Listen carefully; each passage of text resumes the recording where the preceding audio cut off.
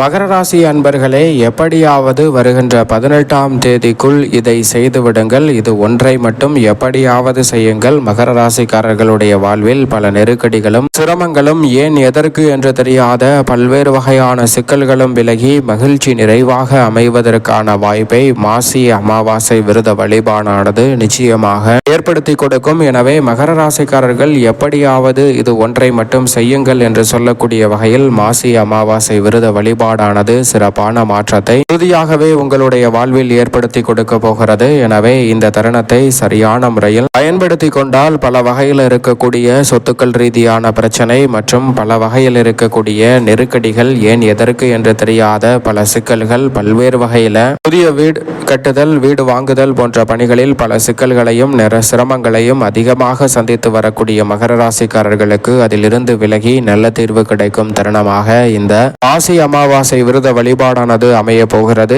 ஏனென்றால் இதுவரை இல்லாத அளவிற்கு 7 கிரகநிலைகள் தனஸ்தானம், குடும்பஸ்தானத்தை வலுப்படுத்துகின்றன. ராசியின் அதிபதியான சனி, ராகு, செவ்வாய், புதன், சூரியன், சுக்கிரன், சந்திரன் என 7 கிரகநிலைகள் இந்த வேலையை வலுப்படுத்த போகின்றன. மகா சிவராத்திரிக்கு பிறகு 17ஆம் தேதி அன்று சூரிய கிரகணம் நடைபெறக்கூடிய வேளையில் அமாவாசை திதியானது துவங்குகிறது. 18ஆம் தேதி நிறைவடைகிறது. எனவே 18ஆம் தேதிக்குள் எப்படியாவது இந்த அமாவாசை விரத வழிபாட்டை மேற்கொள்ளுங்கள். நீங்கள் எதிர்பார்ப்பதை விட பல சிரமங்கள் நிச்சயமாக விலகும். ஏனென்றால் 7 கிரகநிலைகள் தனஸ்தானம், குடும்பஸ்தானம், வாக்குஸ்தானம் என்று சொல்லக்கூடிய 2ஆம் இடத்தில் அமர்ந்திருக்கின்றன. அதோடு மட்டுமல்லாது இந்த கிரகநிலைகள் அஷ்டமஸ்தானத்தை வலுவாக பார்க்கின்றன. அஷ்டமஸ்தானத்தில் இருக்கும் மோட்சக்காரகரான கேதுவும் வலுவாக தனஸ்தானத்தை பார்க்கிறார். எனவே குடும்ப ரீதியான பாதிப்புகள் நிச்சயமாக கட்டுக்குள் வரும். அஷ்டமத்தில் இருக்கக்கூடிய கேது மிக வலுவாக குடும்பஸ்தானத்தை பார்க்கக்கூடிய வேளையில் யோகஸ்தானத்தில் இருக்கக்கூடிய குரு பகவானும் குடும்பஸ்தானத்தை தனது சுப பார்வையால் வலுப்படுத்துவதால் மகர ராசிக்காரர்களுக்கு இருக்கக்கூடிய பல்வேறு வகையான நெருக்கடிகள் நிச்சயமாக கட்டுக்குள் வரும். எதிர்பார்ப்பதை விட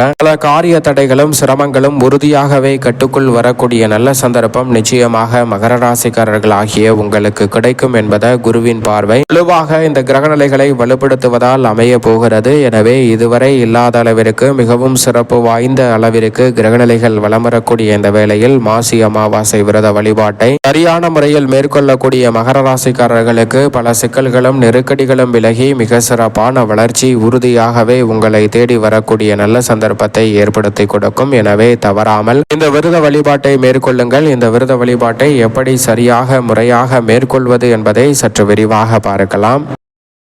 பொதுவாக அமாவாசை என்பது சூரியனும் சந்திரனும் இணையும் நாளாக பார்க்கப்படுகிறது. சூரியனும் சந்திரனும் இணைந்து ஒரே ராசியில் வலம் வரும்போது இந்த அமாவாசை தினமானது வருகிறது. அதிலும் இந்த தருணத்தில் மாசி மாதத்தில் வரக்கூடிய அமாவாசையில் பல கிரகநிலைகள் ஒன்றிணைந்திருக்கின்றன. குறிப்பாக ராகு, சனி, செவ்வாய், புதன், சூரியன், சுக்கிரன் என பல கிரகநிலைகள் ஒன்றிணைந்து மிக வலுவாக வலம் வரக்கூடிய இந்த தருணம் என்பது இதுவரை இல்லாத சிறப்பான விசேஷ தருணத்தை ஏற்படுத்தி கொடுக்கும் ஒரு அமைப்பாக நிச்சயமாக பார்க்கப்படுகிறது. எனவேதான் இந்த மாசி அமாவாசை தினத்தன்று முன்னோர் வழிபாட்டை மேற்கொள்வது உங்களுடைய வாழ்வில் இருக்கக்கூடிய பித்ரு தோஷம் உள்ளிட்ட பல தோஷங்களை நீக்கி மகிழ்ச்சியாகவும் மிக சிறப்பான முன்னேற்ற வாய்ப்புகளையும் உறுதியாகவே ஏற்படுத்தி கொடுக்கிறது. அதோடு மட்டுமல்லாது இந்த நாளில் உறுதியாக எதை செய்கிறீர்களோ செய்ய முடியவில்லையோ இது ஒன்றை மட்டும் நிச்சயமாக செய்து விடுங்கள். அப்படி செய்வதன் மூலம் மிக சிறப்பான மாற்றத்தை சந்திக்கக்கூடிய சந்தர்ப்பம் உங்களுடைய வாழ்வில் உறுதியாகவே கிடைக்கும்.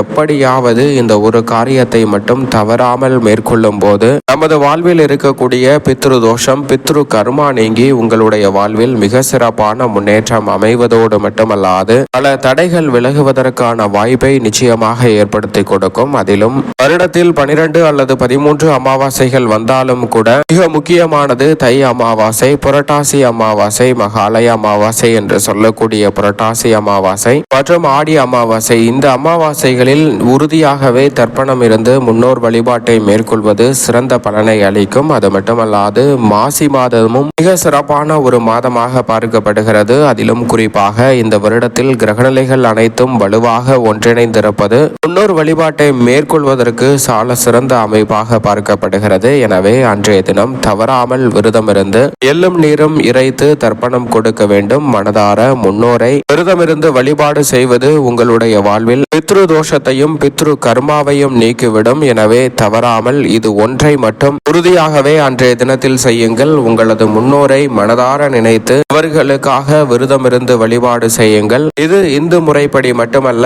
கிறிஸ்துவ முறைப்படியும் அன்றைய தினத்தில் விரதமிருந்து அன்னதானத்தை மேற்கொள்ளலாம். அது மட்டுமல்லாது அவர்களின் ஆன்மா இளைப்பாறுதலுக்காக திருப்பலி எழுதி வைத்து பூஜை மேற்கொள்வது சிறந்த பலனை கொடுக்கும். 17, 18 ஆகிய இரு தேதிகளில் அமாவாசை திதி இருப்பதால் இந்த இரு தேதிகளில் நிச்சயமாக ஏதேனும் ஒரு நாள் முன்னோர் வழிபாட்டை எப்படியாவது செய்துவிடுங்கள். அப்படி செய்வதன் மூலம் பல நன்மை உங்களுடைய வாழ்வில் உறுதியாகவே ஏற்படும். அதோடு மட்டுமல்லாது இந்த தருணங்களில் முன்னோர்களின் ஆன்மா இளைப்பாறுதல் பெறுவதற்கு நிச்சயமாக அன்றைய தினம் விரதம் இருந்து அன்றைய தினம் மதியம் 2 மணிக்குள் அன்னதானம் செய்யுங்கள். அன்னதானம் செய்வது உங்களுடைய வாழ்வில் அளவற்ற நன்மையை அள்ளி கொடுக்கும். குறிப்பாக இந்த பித்ரு தோஷத்தை நீக்கக்கூடிய வகையில் அமாவாசை விரதம் இருந்து வழிபாடு செய்வது நீங்கள் உலகின் எந்த இடத்தில் இருந்தாலும் மிக சிறப்பான நற்பலன்களை நிச்சயமாக அள்ளி கொடுக்கும். எனவே அன்றைய தினத்தில் குறிப்பாக பிப்ரவரி 17, 18 ஆகிய இரு தினங்களில் ஏதேனும் ஒரு நாளில் நிச்சயமாக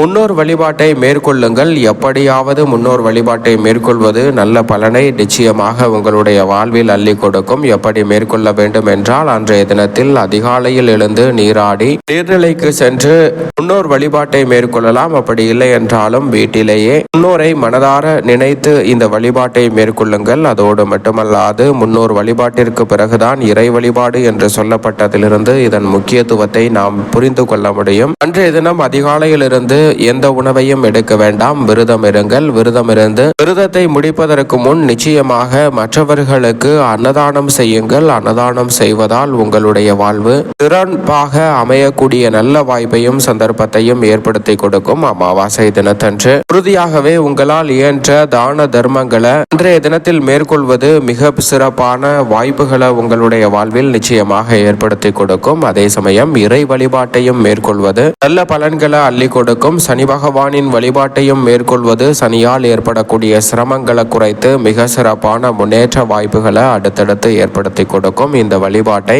யார் மேற்கொள்ள கூடாது என்றால், உறுதியாகவே அமாவாசை விரத வழிபாட்டை மேற்கொள்ளும் போது தாய் தந்தை இருப்பவர்கள் மேற்கொள்ள கூடாது. கணவர் இருக்கும் போது முன்னோர் வழிபாட்டை பெண்கள் மேற்கொள்ள வேண்டாம். மற்றபடி இந்த வழிபாட்டை அனைவருமே மேற்கொள்வதன் மூலம் முன்னோர்களுடைய சாபம் உங்களுடைய வாழ்வில் நீங்கும். அவர்களுடைய தோஷம் என்று சொல்லக்கூடிய முன்னோர்களின் வருத்தம் பித்ரு கர்மா நீங்கி சிறப்பான வாழ்க்கை கிடைப்பதற்கான சந்தர்ப்பம் நிச்சயமாக கைகூடும். எனவே தவறாமல் முன்னோர் வழிபாட்டை மேற்கொள்ளுங்கள். எப்படியாவது இந்த வழிபாட்டை மேற்கொள்வதன் மூலம் ஏன் எதற்கு என்று தெரியாத பல கஷ்டங்களுக்கு நிச்சயமாக நல்ல தீர்வு கிடைக்கும். நீங்கள் எதிர்பார்க்கக்கூடிய திருமணம், புத்திர பாக்கியம் உள்ளிட்ட பல சுப நிகழ்வுகள் உறுதியாகவே சிறப்பாக அமைவதற்கான நல்ல சந்தர்ப்பத்தை ஏற்படுத்தி கொடுக்கும். பல்வேறு வகையான தடைகள் நீங்கும். புதிய வீடு கட்டுதல், புதிதாக வீடு வாங்குதல் போன்ற தடைகளும் நீங்கி அவை கிடைப்பதற்கான நல்ல சந்தர்ப்பம் உறுதியாகவே உண்டு. தவறவிடாமல் முன்னோர் வழிபாடு, அமாவாசை விரத வழிபாட்டை மேற்கொள்வது சிறந்த பலனை